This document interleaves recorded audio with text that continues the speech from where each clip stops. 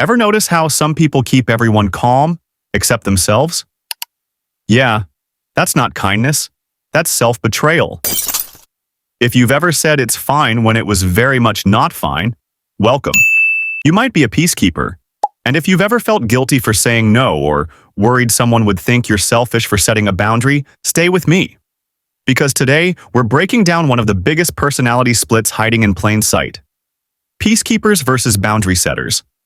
And no, this is not about who's nicer. It's about who's healthier. Peacekeepers are wired to reduce tension. They read the room fast. They smooth things over. They avoid conflict like it's dangerous. Their superpower is emotional awareness. Their downside is chronic self-abandonment. Boundary setters are wired for clarity. They say what they mean. They stop problems early instead of fixing messes later. Their superpower is self-respect. Their downside is that they sometimes look cold to people who benefit from their silence.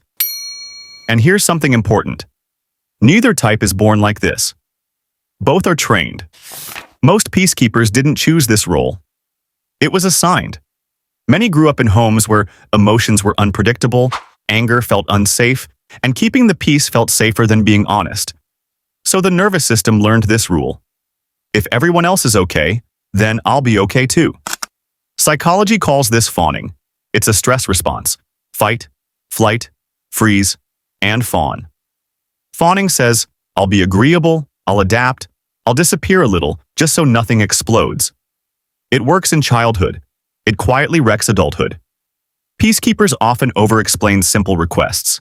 They apologize for having needs. They feel responsible for other people's emotions. They stay too long in relationships that drain them. They don't think they're being selfless. They think they're being good. But here's the trap.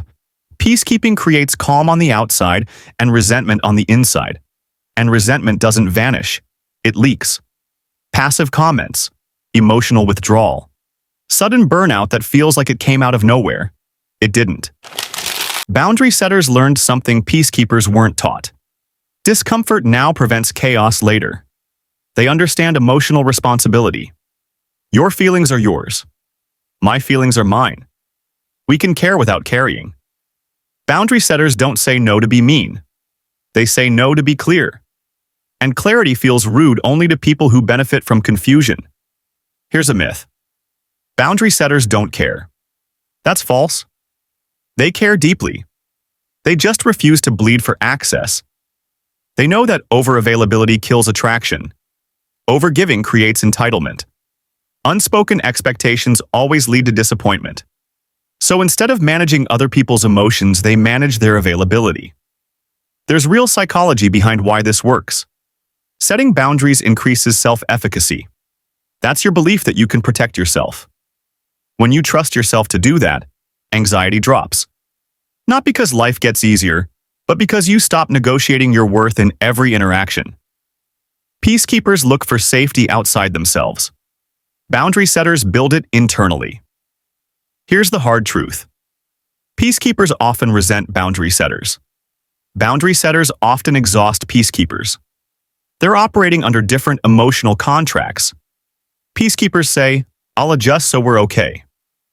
Boundary setters say, I'll be honest so we're real. One protects the mood.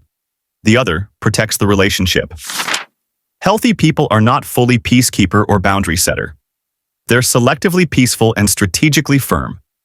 They know when to let small things slide. When silence becomes self-harm. When kindness needs a backbone. They choose peace with themselves first. Because boundaries don't push the right people away. They filter the wrong ones out.